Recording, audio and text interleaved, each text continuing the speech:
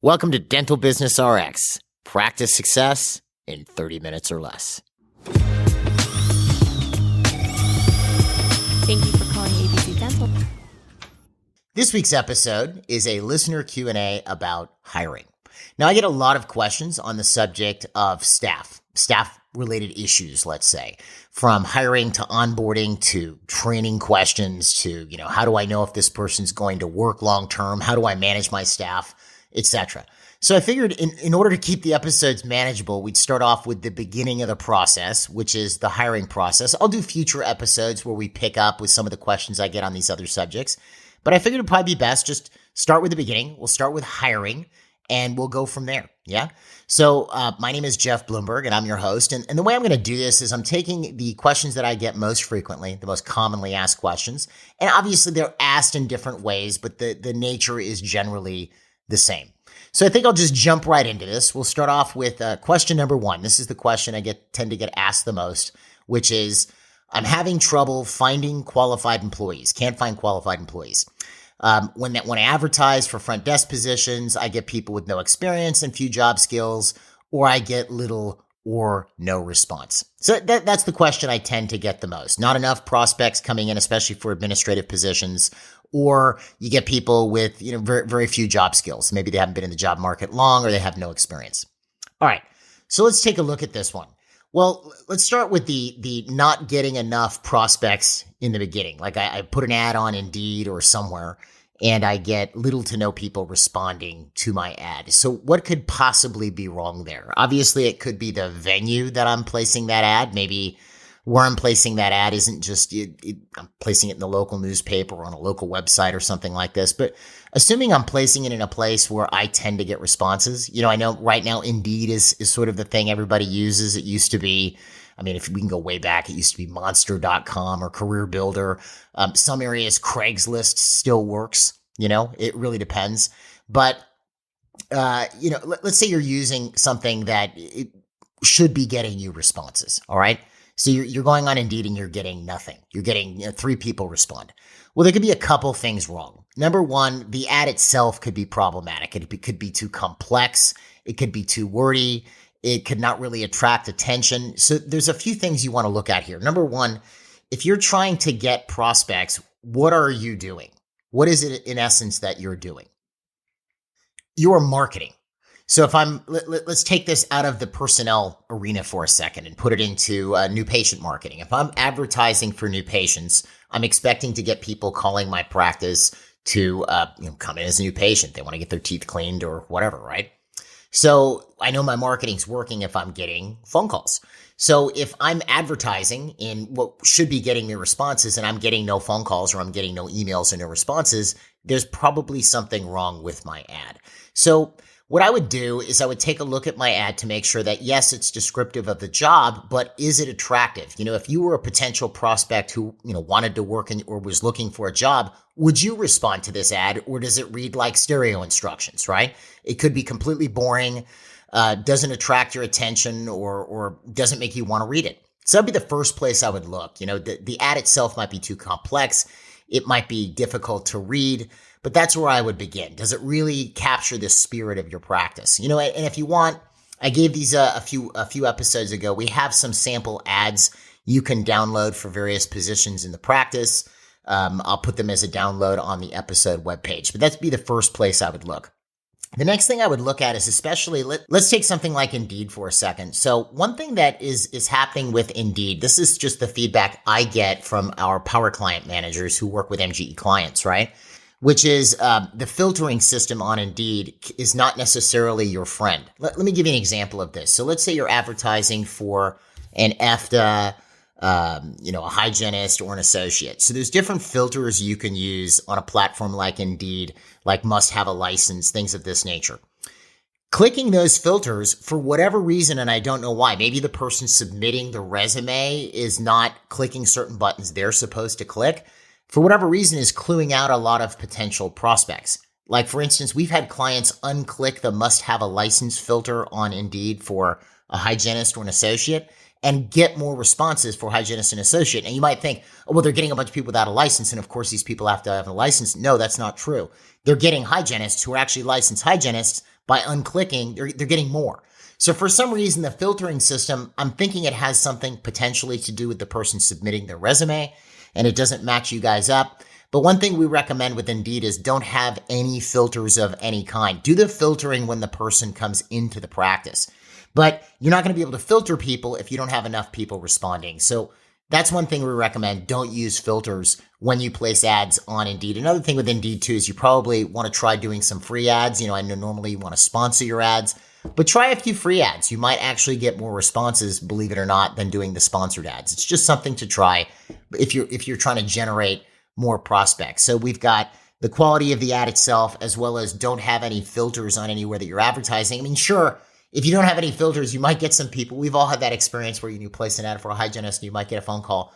Yeah, I'm calling about your hygienist position. You go, okay, do you have a license? No, but I'd love to be one. Of course, you're going to get stuff like that. But if I go from getting 4 hygienists who respond to my ad to getting 20 hygienists who respond to my ad and maybe 5 people who want to be a hygienist, I'd rather have the 20, right? So remove your filters. Make it as easy as possible to respond. Do the filtering when you actually talk to the person or get them in the practice.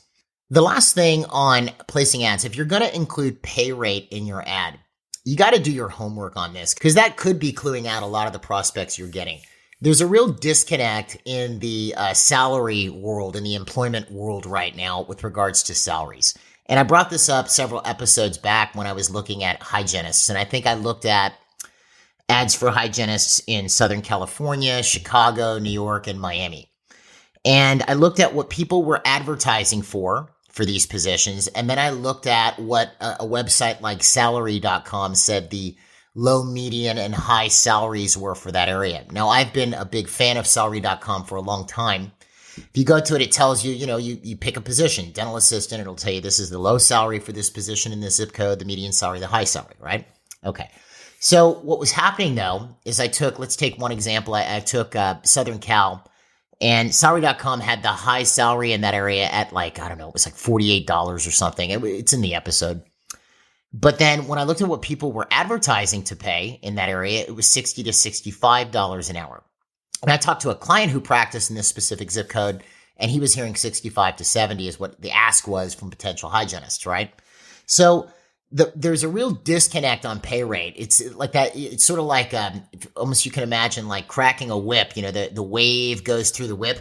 So there's been a little bit of a shakeup in salaries. It hasn't kind of normalized yet to where all the motion has stopped and we can kind of figure out what salaries actually should be.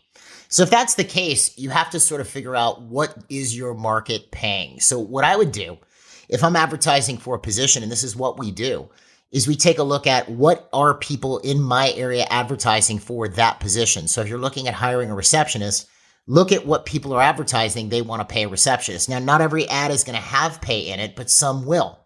So if somebody says they're paying between $14 and $18 an hour or $16 and $20 an hour, well, and you see a couple ads like that, well, then you kind of know this is where you need to live salary-wise in order to make this work.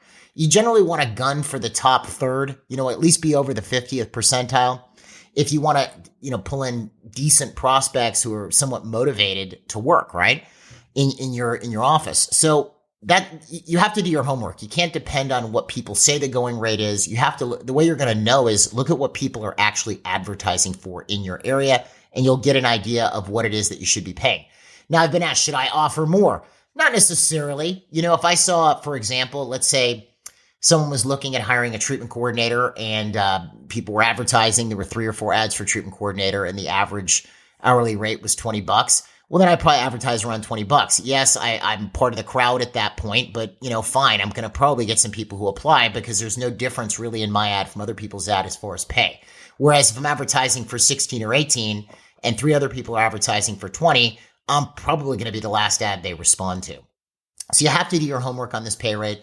Go to Indeed. Go to other websites where people are advertising for employees and see if there's a position or see if you can find a match for the position you're advertising for and see if you can't get that pay rate somewhat in that range. So that would be my 3 points on that. So let's go to question number 2. All right, here it is. I can't seem to find either a hygienist or an associate. I hear hygienist more than associate, but I do hear associate. So hygienist and associate availability is very regional. It's very regional. Some areas they're very easy to find. Some areas they are more difficult to find. The first thing I would tell you is take into account what we just talked about in question number 1. If you're advertising on Indeed, turn the filters off. Yes, you will get some people who apply that want to be a hygienist and they're not, but you will get more hygienists resumes. You will get more responses. All right. So that's the first thing. Now, the next aspect of that is, again, look at what your market is paying. Look at what the market bears. Again, this goes back to a few episodes back when I was talking about hygiene salaries, sort of this disconnect in the salary market. But there is a regional aspect to this. Specifically, in Southern Cal, Chicago, and New York, there was limited hygienist availability. And I'll talk about associates in a second as well. So, but then you go and you compare those 3 areas to Miami. Miami, the average salary in New York, for example, I think was over $50, similar in Chicago. In Miami, it was in the 30s. And then you looked at corporate offices in Southern Cal, Chicago, and New York. They were paying signing bonuses for these hygienists to come on board of $4,000 to $5,000. Whereas in Miami, there was no mention of a signing bonus, whether it was a private practice or a corporate practice. So what does that tell you? It tells you that there are more hygienists there that are available. So there is a regional aspect to this, right? There is you're going to have some areas with more availability and some areas with less availability. This could also hit you if you're in a rural area. Let's say you're, in upstate New York, right? And New York City is very busy, but upstate New York is not. Or if you're in a rural area of California, maybe you're out in, Redding or Modesto or something like this. You're not in a big city. So, and you have that here in Florida. Miami's very busy, but if you're near Lake Okeechobee, there's not much going on, right? So there is that regional aspect of it. So here's what I would do. I'm just going to kind of run through the progression with you. If I couldn't find a hygienist, I'm in the Tampa Bay area, what would I do? And hygienists are at a premium in Tampa Bay. So I would do my normal advertising. I take my filters off. Let's say I'm still not getting enough responses. Well, then I'm going to have to expand out the area that I am advertising to. In that case, I might actually go and advertise in Central Florida, South Florida, with the idea that if I find somebody that I like, I'll pay for relocation costs. And you might go, well, that's going to be a lot of money. Not necessarily.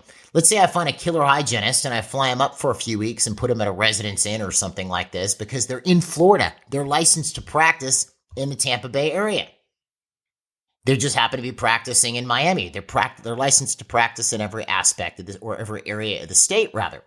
So then I might advertise down there, see if I can get somebody from the South Florida area, have them come up, work with me for a few weeks. If it looks like it's going to work out well, pay their relocation costs, and maybe have my attorney draw up something that if they split early, like they agree to work with me for 2 years, and if they leave early, they owe me some of the money I paid to relocate them to Tampa or something along those lines. The point being is, this is the case. If I'm in Oklahoma, but I'm in a very rural area of Oklahoma, I can advertise in Oklahoma City. Your whole state, a hygienist can practice everywhere in your state. So that's something to look at. And the same thing applies with associates. What I'll roll out for you next applies with associates as well. You can do the same thing with an associate doctor. Again, here in Tampa Bay, associates are more difficult to find than in Miami. Same thing. I've seen people do this, get an associate from another part of the state. During the pandemic, or, right after the pandemic, we had clients in, upstate New York getting doctors from New York City that didn't want to be in the big city anymore. They wanted to have a backyard. So you can expand the advertising to the rest of your state. Now you might go, well, how do I do that? Well, you can place ads in publications that hit their areas, right? You can find advertising in their, local, you can find advertising that reaches those areas. If conventional advertising like Indeed or Dental Post or any of these other things aren't working, what you could do, if you wanted to get really interesting about it, is you could, there's different associations that service these different areas. Like, for instance, you have hygienist associations like the ADHA. Many of these associations, including for dentists, the ADA, the AGD, as well as many different dental publications, all right? Different, like Dental Product Report, other things like this, have email lists. Now, you can't buy the email list from them, but you can advertise on their email list. And you might go, well, how much does this cost? It's not as much as you think. It could be anywhere from $3,000 to $5,000, and that's to hit everybody in the United States. Okay, you could. You depending on the different company, you might be able to localize it. So let's say, for example, I'm a dentist in Tampa and I want to find a hygienist. I can't find one. Then I could advertise just in the state of Florida that way. Same thing with if I'm looking for an associate doctor, I could do the same thing. I could call the ADA or AGD, get an email list, advertise. I could also buy mailing lists for all the dentists in Florida if I wanted to. There's no limit, in other words, to ways I could potentially reach providers that I could put in front of them. Hey, I'm looking to fill a position. The other thing you can do is a lot of local dental societies have some form of a publication or a website, especially the ADA. The way it's organized is there are state associations. You probably know this, but you have the Florida Dental Association. Well, that's a subsidiary of the ADA. The FDA has various types of publications. Same thing in California, right? And they have websites, and you can do banner ads. There's no shortage of ways to reach people. It may seem like that costs a lot of money. It actually doesn't when you consider what you're going to spend if you hire a headhunter to find you a hygienist or a dentist. You're going to be spending thousands of dollars that way. The thing I like about this is you have a little bit more control. I've seen clients. I had one client who could not find an associate that actually got on the phone. It was actually a husband and a wife. The wife was a dentist. The husband was the office manager. He got on the phone and started calling doctors in his area. Just picked up the phone. This is when we still had yellow pages that people used. It's a while back, but literally called, starting with A, to find an associate. He got through C before he found somebody. Why? Because dentists know other dentists. So I'm practicing in your town, and you say you're looking for an associate. Maybe I'm not. I'm like, oh yeah, well, my buddy John is looking at moving to the area. Why don't you call him? All right. So I guess my point is if you put enough feelers out there, you will get some form of a response. Now, let's say you've extended out your reach and you still are not getting enough prospects, or you still haven't found that hygienist or dentist. Well, you could go outside the state. There are a lot of states that have very easy reciprocity. Some do, some don't. Like, for instance, if you're trying to come and practice in the state of Florida, that's not going to work. You're going to have, you basically be taking your boards again.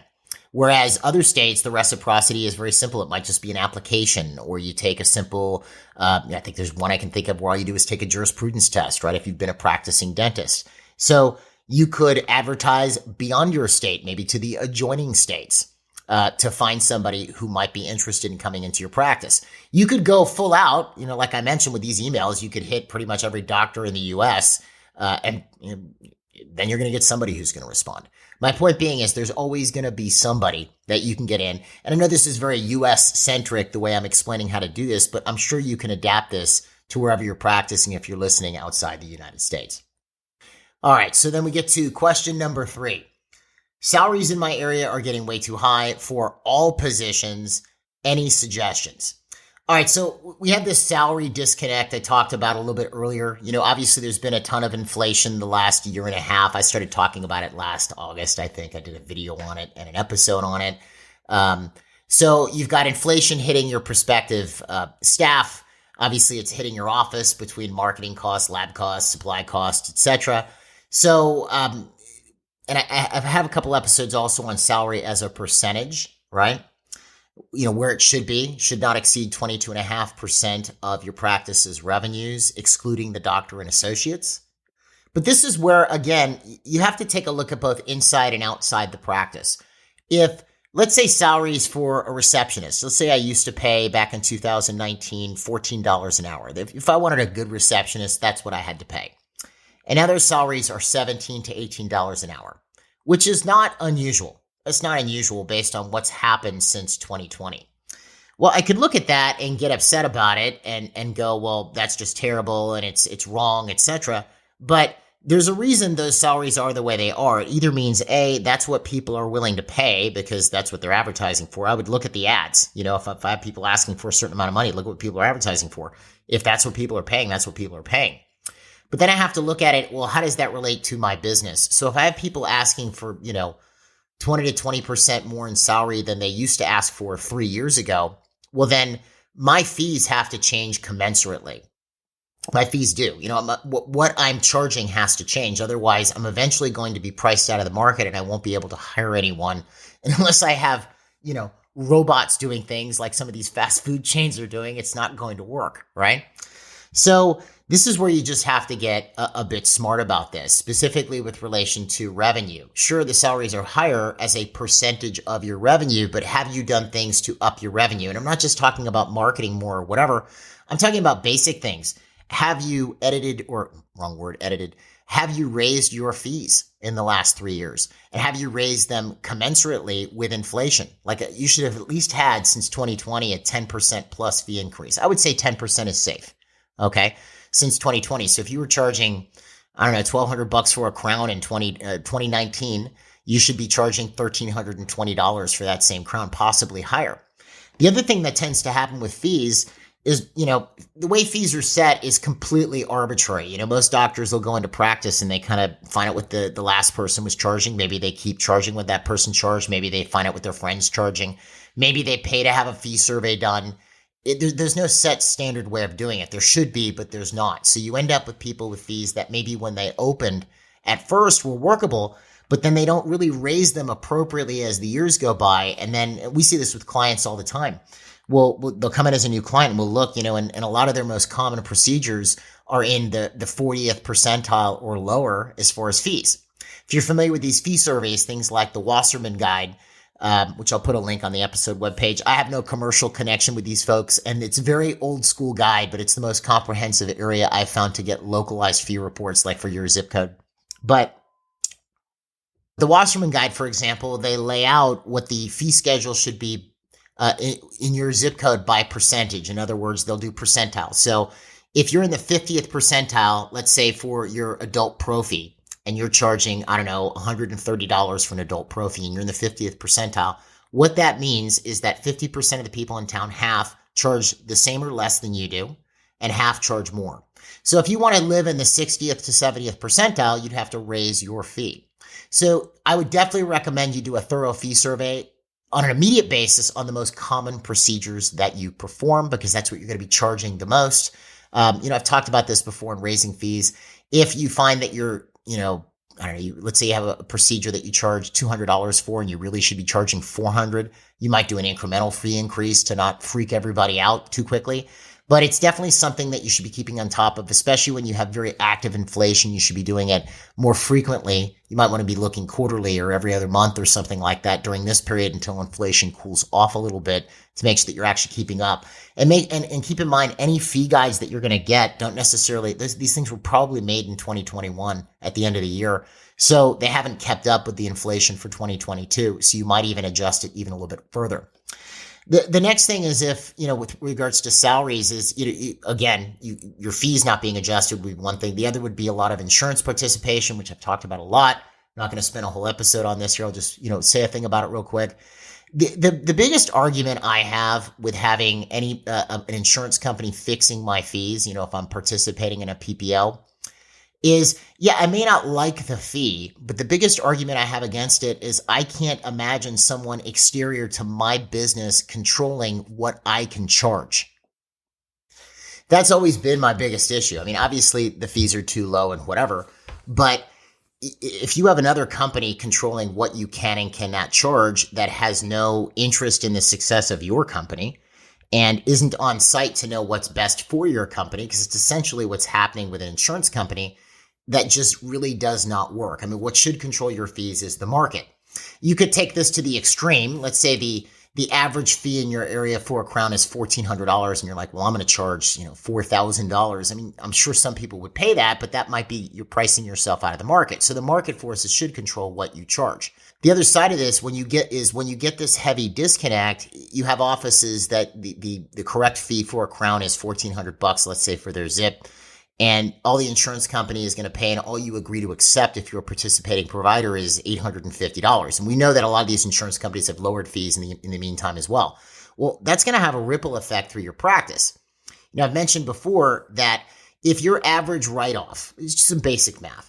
If your average write-off with a PPO is 30%, let's say it's your average write-off, and it's usually worse, okay, for most PPOs, but let's say it's 30% is the average. Well, if a third of your practice becomes PPO patients, you've effectively just created a 10% global fee reduction in your business. It's simple math. If 2/3 of your practice becomes PPO, you have a 20% fee reduction. If 100% becomes PPO, you have a 30% fee reduction. So compare that up against raising salaries and raising expenses in your area. Well, just as a percentage, these things are going to go up. So yeah, the salaries might be getting higher, but if you're not charging what you should be charging, there's a reason you're supposed to charge that. It's going to become a problem. And if you continue that trajectory, you're eventually going to price yourself out of being able to afford good, employees who can actually do what you need them to do, right? Because either A, they're going to have other offices in the area offering more, or B, you're just not going to be able to afford to keep the number of employees that you have to keep in order to handle the patient volume that you have. That's just from a business perspective, right? If I have a certain volume of patients where I'm doing a certain number of procedures and I need a certain amount of people called, well, I need a certain amount of personnel for that. Well, if I can't afford that personnel, I'm just going to shrink or contract, right? So yeah, salaries may be getting higher. It is a little wonky right now. It hasn't all settled out yet, but if you aren't watching what you're charging at the front end, your income's going to go lower. So as a percentage, the salaries are going to be higher and higher and higher and eventually price you out of the market. So that's my suggestion. Check your fees. And if you're in, PPOs, you need to get out. You just need to get out. My suggestion is, we do a PPO exit strategy session. I'll put a link on the episode webpage where we can kind of walk you through getting out of PPOs, because in some cases, especially if you have a lot of PPOs in your practice, it's going to take some time. So that would be something I would start on now. We're almost in a new year, so make it your New Year's resolution to start moving out of these things. And that's what I would do. Otherwise, yeah, salaries are going to just be unbearable in the long term. All right, we'll get to our last question before I run out of time here. This is what I've heard a bit, more so recently. I say recently, since the pandemic began, since 2020. But here, more than half of the people who respond to my ads blow off their interview. Some don't show, and others say they got another job. What am I doing wrong? This seems to be a newer thing. There's always been cases where people don't show for interviews, but this phenomena has become a lot more prevalent since 2020. So, I can't speak to why this happens every single time. It seems that it happens with just about every position. The only one I really haven't heard about it much is with associate doctors. Some with hygienists, definitely a lot more with assistants and administrative staff. So I can only give you two pieces of advice with this. Number one is the speed of the interview. And I don't mean how quickly you interview the prospect. I mean how quickly you get them into an interview. This is sort of hiring 101. This is a basic mess up that we see that is very common, especially with a newer client or a non-client, which is you get a response to your ad. Let's say you get that response on a Monday. So here's that response. It's an email or a phone call. Well, you're real busy and you're already down a personnel, so you don't have a lot of time to make these phone calls. So you figure you're going to get around to it, in a couple days. So then Wednesday, Thursday, you start calling the folks that have responded to your ads. Well, some of them already have jobs, some you don't reach, and some you do reach, and then you end up with this situation where people don't show, etc. Okay? The first thing to know is if you have somebody who is very motivated and very upbeat, they're not going to wait around for your phone call. They don't know you. So if I have a good response from a good prospect for a position I'm looking to hire for, I will call that person immediately, as close to instant as possible. So I get a response at Monday at 11. At 11:05, I'm on the phone calling this person or emailing them back, whatever it is I'm supposed to do, depending on where I got the ad or the response from. You want to reach out to these people fast, and then you want to get them in quickly. So I talk to them on Monday, they're in Monday afternoon, or they're in Tuesday. I get them in fast. I don't waste time. That is a huge error that we see in personnel, is people put these things on wait. And then the people who are real motivated, really want a position, really are, moving fast, already have another job, or they have 4 other interviews already set before you got to them. Remember, this is marketing, okay? So we want to respond quickly. That's the first thing. The second thing is there's a tool we used a lot prior to 2019. Some people still use it. Definitely became an issue when you couldn't have mass gatherings, but it's the concept of a group interview. Okay. I mean, people can gather now, as opposed to whereas in 2020 and 2021, you really weren't. But the idea of a group interview. What is a group interview? Essentially, you're getting well, first off, with a group interview, you're not going to do a group interview with provider positions. So I wouldn't be doing them for dental assistants, hygienists, or associates. Those would be individual interviews. A group interview is, let's say I have 100 responses for a receptionist position I'm trying to fill.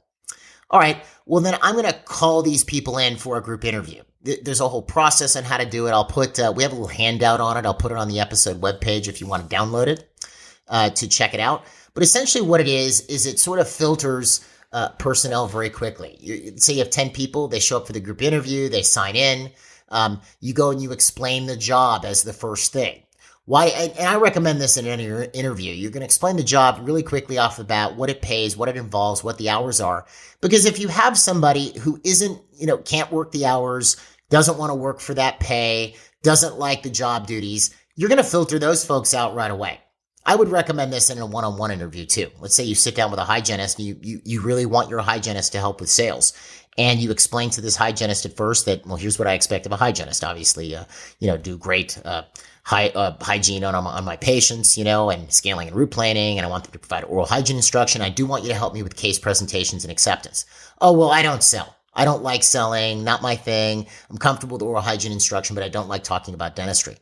I would find out if that is really like a deal breaker for them. Yeah, I really hate it. Okay, then I'm probably not going to hire that person because I'm just going to be disappointed from day one.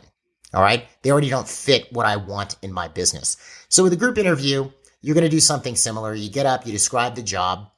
Then you have, that might be the office manager. Then you have the doctor come in. This is, let's say you have 10 people in, your reception area you're using for a group interview. Obviously not while patients are there. Then the doctor says a few things about himself or herself. Then the office manager comes up and does a quiz. Now, why are we doing a quiz? We're trying to see who actually listened. And then, this is all explained in our group interview handout. I'll let you check it out. But it still has use. We had people doing it via Zoom during the height of the pandemic when they were hiring, or specifically when they couldn't have mass gatherings. You can check it out. But I would definitely recommend it if you have a lot of responses for a particular position. Now, obviously, once you've selected out who you want to interview from the group interview, then do an individual interview, which is, again, this is explained in the handout. But that's something you can do because, again, with a group interview, you might set up 20 people to come and only 10 show up, but then fine, right? But that's assuming you have a lot of prospects and you would not use it for provider positions. All right? Okay, so I think I've hit my half hour. I think I actually beat it. So I'm going to end off here. We will have future Q&As coming on onboarding, training, management, and things of that nature. We're also going to hit on the subject of marketing and other practice management subjects. All right, so that's all I have for you this week. And don't forget, we have the downloads on the episode webpage. We have the sample ads if you want them for advertising for employees. We have the PPO exit strategy session link if you want to check that out. I also have that group interview download if you want to check that out. If you want more information about MGE, you can find us online at mgeonline.com or give us a call at 800-640-1140. Have a great week, and we will see you at the next episode.